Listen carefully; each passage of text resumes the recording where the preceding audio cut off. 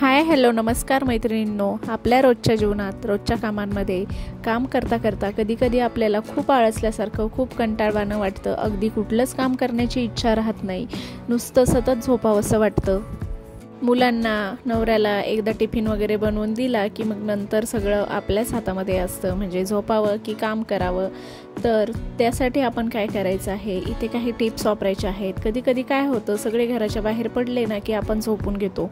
महिलांनी विशेषतः गृहिणींनी आळसावर मात करून उत्साही आणि प्रोडक्टिव्ह सकारात्मक राहण्यासाठी काही सोपे पण प्रभावी उपाय आहेत.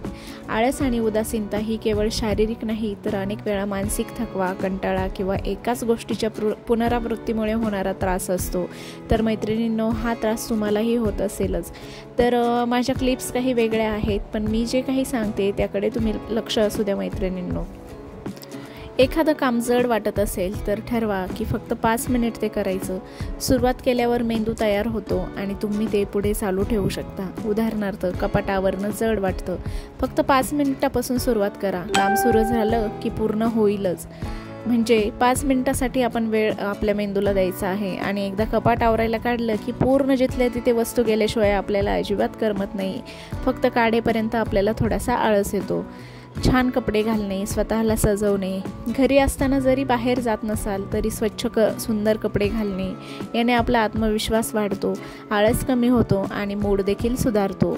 आता आपल्याला घरातल्या कामांमध्ये एक नियम ठरवून घ्यायचा आहे, म्हणजे 25 मिनिटं जर आपण काम केले तर 5 मिनिट आपल्याला विश्रांती घ्यायची आहे आणि 3-4 सत्रानंतर एक मोठी विश्रांती घ्यायची आहे. यामुळे आपल्याला कामाचा कंटाळा येत नाही आणि कामावर देखील लक्ष केंद्रित राहतं.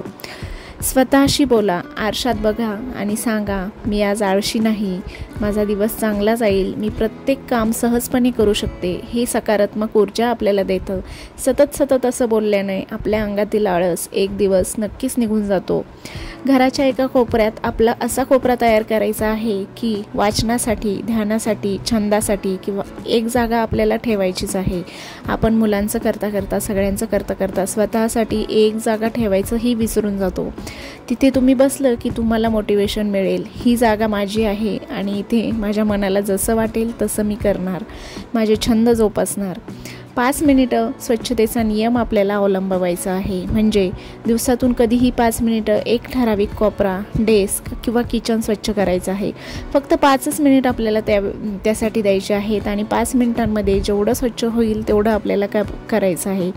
काम जास्त वाटत नाही आणि आपलं घर हळूहळू टापटीप होतं. म्हणजे जसं की किचनचा एखादा कोपरा खूपच तेलकट झालेला असेल तर त्यावर स्प्रे वगैरे मारून ठेवायचे आणि तोपर्यंत आपलं बाकी जे काम आहे ते करून घ्यायचं आणि 5 मिनिटांमध्ये त्याला क्लीन करायचं. तेवढा कोपरा आपला लगेच स्वच्छ होऊन जातो.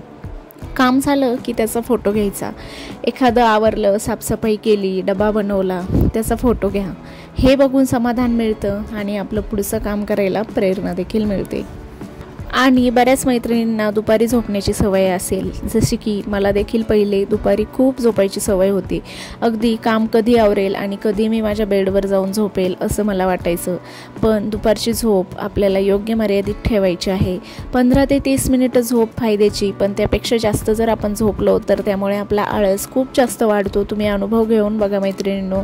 आपण सकाळपासून काम करत असतो, थोडा थकवा नक्कीच जाणवतो, प्रत्येक स्त्रीला तो जाणवतो. त्यामुळे दुपारी 15 ते 30 मिनिटाचा आराम अतिशय योग्य आहे. पण त्यापेक्षा जर आपण 2 ते 3 तास जर झोपत असेल, हे अतिशय चुकीचं आहे आणि यामुळेच आपल्याला शरीरामध्ये आळस अधिक जास्त प्रमाणामध्ये जाणवतो.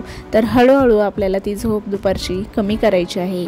दिवसाअखेरीस स्वतःला शाबासकी द्या. रात्री विचार करा आणि तुम्ही दिवसामध्ये कितीही छोटं काम केलेलं असेल तरी देखील स्वतःला क्रेडिट द्या. उदाहरणार्थ, आज मी न चिडता मुलांशी वेळ घालवला, आज मी वेळेवर सगळं संपवलं, मी आज आळस अजिबात टाळलेला आहे.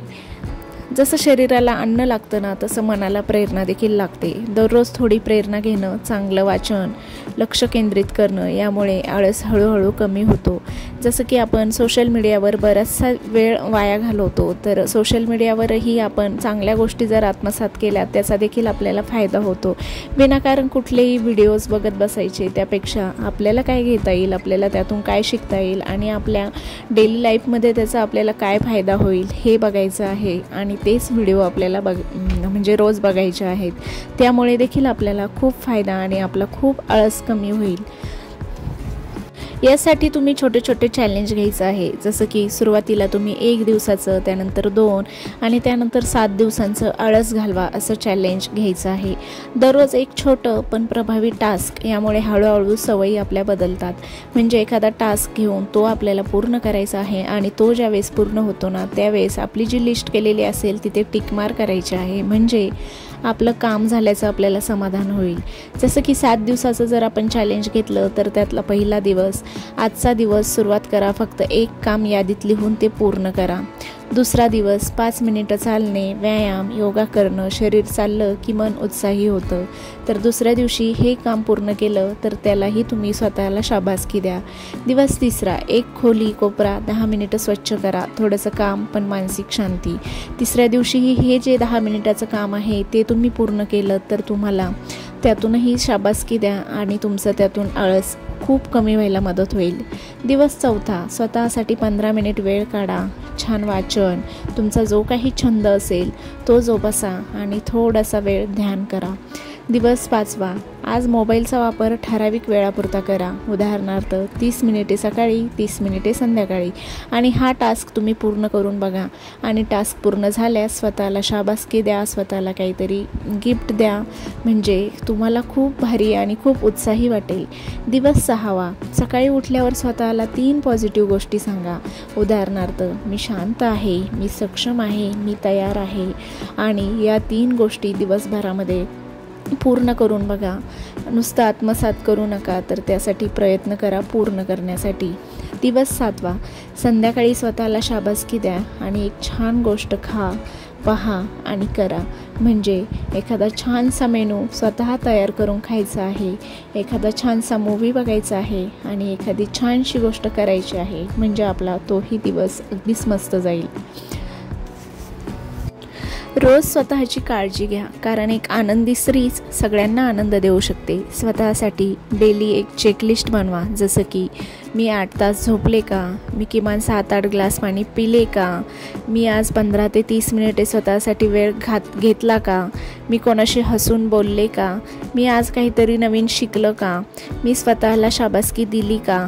तुम्हाला हे सर्व काही स्वतःला विचारायचे आहे. आणि मैत्रिणींनो, एकदा की आपण तिसी ओलांडली की आपल्या मागे काही ना काही हेल्थ कंडिशन चालू होतात. त्यामुळे मग स्वतःवर लक्ष देणं आणि स्वतःची काळजी घेणं हे देखील तितकंच महत्त्वाचं आहे.